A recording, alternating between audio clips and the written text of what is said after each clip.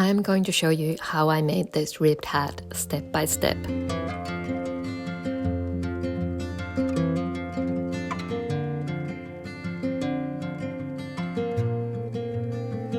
While I was in Auckland, I got 2 skeins of possum merino and knit the first one during my travels. And now I'm going to knit the second one with you. So, you saw me start this hat in Auckland where I got the yarn. And I worked this on my trip, so I knit a bit of it in there. I knit on it in Fiji, in Samoa, and then on the plane home.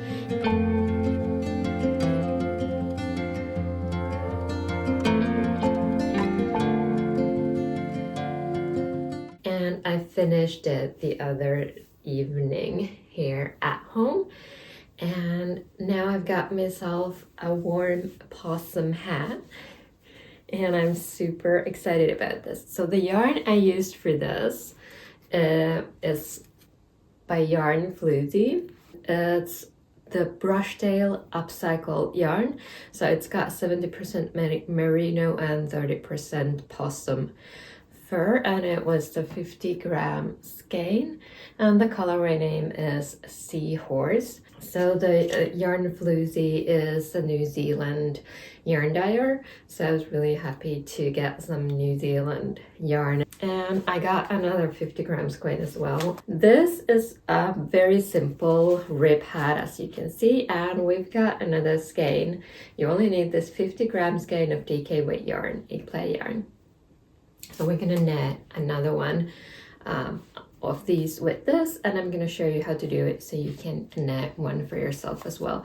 But the other one is called a brush tail. This is also upcycled possum merino. So I'm thinking this is actually the very same base, but this is just hand dyed. But it feels divine, and I really like the kind of dark purpley plum. They have really great colors. And if you haven't seen the video where I go shopping for these, you can watch it after this one right over there. All right, let's get knitting. Let's first go through the kind of logistics. So I had a 50-gram skein, and this is what I have left. So you will need a 50-gram skein. If you've got leftovers, just make sure that they're approximately 50 grams. You can do it a little shorter if you don't want to, especially if you don't want to do the folding of the rib that I like to do. So yes, then you can definitely use a bit less if you don't do that. So DK weight yarn, 50 grams, and the DK weight that I used had 130 meters on it. And then needles. Now I used US 4 3.5 millimeter needles, and I had the short 40 centimeter 16-inch cable. So this is quite a good length for hats. You can of course do magic loop or use DBN, so pick whatever works best for you, but this is what I used. My gauge was around 18 stitches and 34 rows for 4 inches or 10 centimeters of the rib pattern.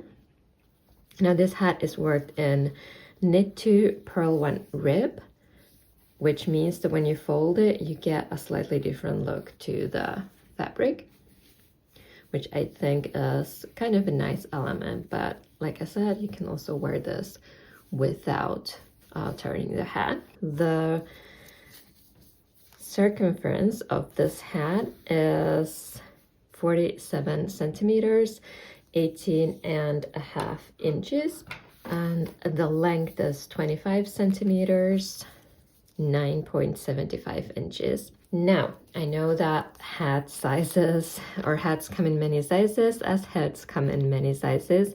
So if you want to alter the length, like I said, this is very stretchy because it's a rib hat, but in case you want to have it smaller or larger, each of the knit 2 purl 1 repeats adds about half an inch or 1.5 centimeters. So measure your favorite beanie and figure out from there if you need to add or decrease more. So like I said, mine is The circumference is 18.5 inches and 47 centimeters. If you want a 50 centimeter circumference, that would mean you need to add 6 more stitches.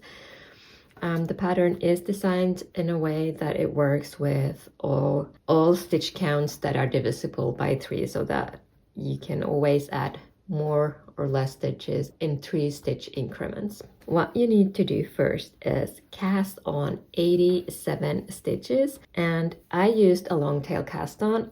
For me, that is stretchy enough, but if it's not your stretchy cast on, then please feel free to use whatever cast on works for you. You don't want it to be too loose, but in hats, the cast on is, especially in hats where you fold the rib or fold the rim, the cast on edge is like the thing that gets the most stretched. So you do want to make sure that it's not too tight, making the hat uncomfortable to wear.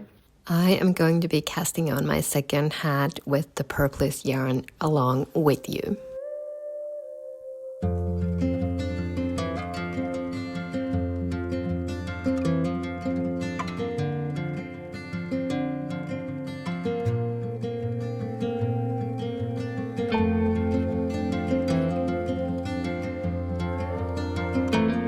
Once you've got your stitches cast on, include a bore marker and begin working in the round and knit 2, purl 1 rib, and that is what you do for 21 centimeters, 8.25 inches.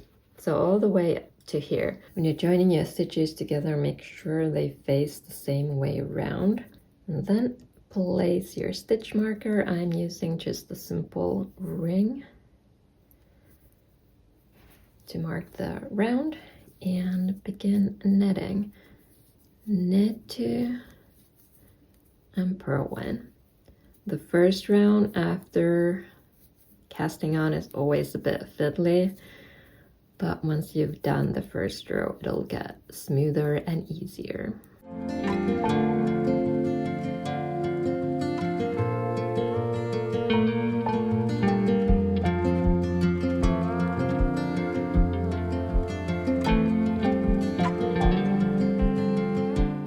We begin doing the decreases. First decrease round that you do, you switch from the rib pattern to a stockinette pattern. So you work knit 1, knit 2 together, and that decreases 1/3 of your stitches. If you cast on the 87 stitches, at this point you have 58 stitches left. Then knit for 10 more rounds without decreases, just with those 58 stitches to create this the stockinette crown to the hat. I've now worked on the rib for 21 centimeters, 8.25 inches, and it's time to work the crown. So we're going to do a round of knit 1, knit 2 together decreases.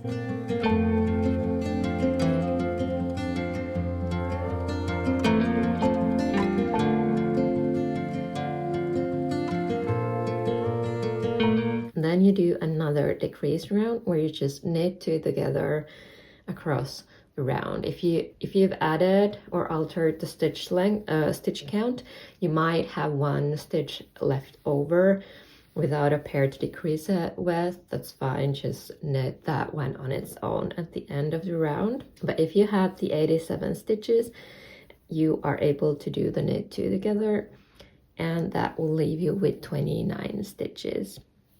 Work 3 more stockinette rounds and then do the final decrease round where you again knit together across the round. And with the 29 stitches that I had, that meant I had 1 stitch that I couldn't knit together with any other stitch, so I just knit that one, and I had 15 stitches at the very top. I got my yarn and pulled the tail through the stitches, pulled the tail to the wrong end or the wrong side, and just fastened it off, weaved it in. The same I did with the cast on tail, and that is I woven that in right there. I wove that on the right side because I want to wear mine folded, but if you don't do this folding bit, then it's better to weave it in on the wrong side. Though that is pretty invisible, isn't it? And again, if you don't, you can alter the length as well, so you can keep on going to have an even larger fold for your hat. And if you don't want to fold it, you might want to make it a bit shorter. Again, look at your favorite hat for size. So I switched to DP ends for the second decrease round and the 3 knit rounds after it, and you can see the stockinette stitch crown taking shape.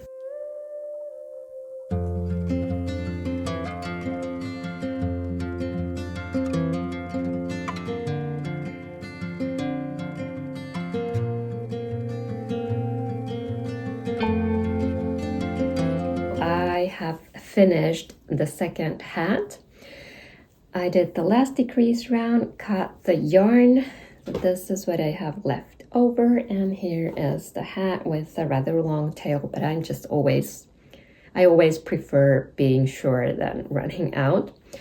Now, what you can do and what you usually maybe do is put the tapestry needle on the tail and weave the thread or pull the thread through the live stitches using the needle.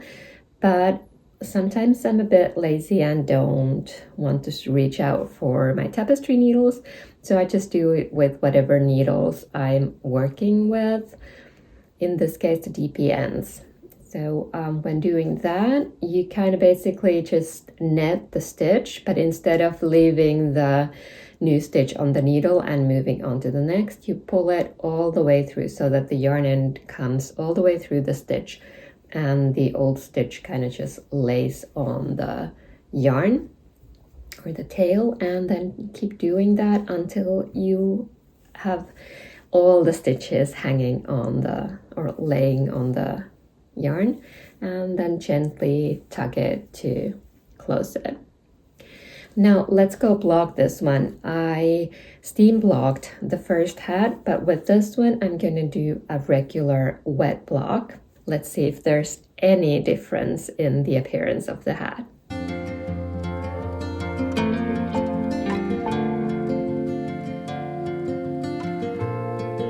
The last thing for me to do is to weave in the ends.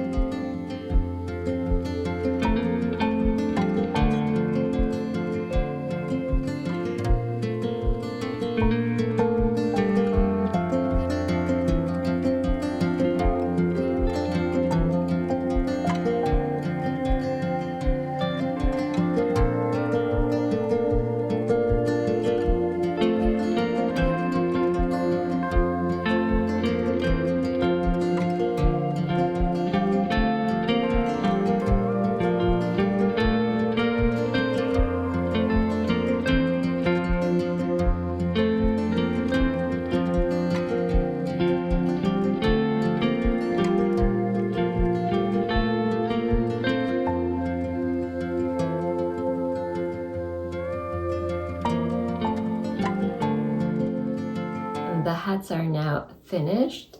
So this one was steam blocked and this one I wet blocked. And I don't know, the yarn base is the same, but of course this is further hand dyed, or this was further hand dyed, and they're knit into separate, kind of like in separate places, so that can, all of that can affect the gauge. As well as, of course, the blocking method maybe, but this is just a tad, not a lot, but just a little bit. I don't know if you can see it, but it's just a little bit wider. They're the same length. So, you know, you take from that what you will and make your own conclusions. But I think wet blocking kind of relaxes the fibers more than the steam blocking that I did. But either way, both fit me, both are fun, and both seem to be really warm, and they worked up so quickly. So let me know which one you like more and what color you're gonna cast on with. Thank you so much for watching. I hope you enjoyed it. If you did, give it a like and subscribe, and check out the leg warmer video as well if you haven't seen that one yet. I will see you soon in the next one.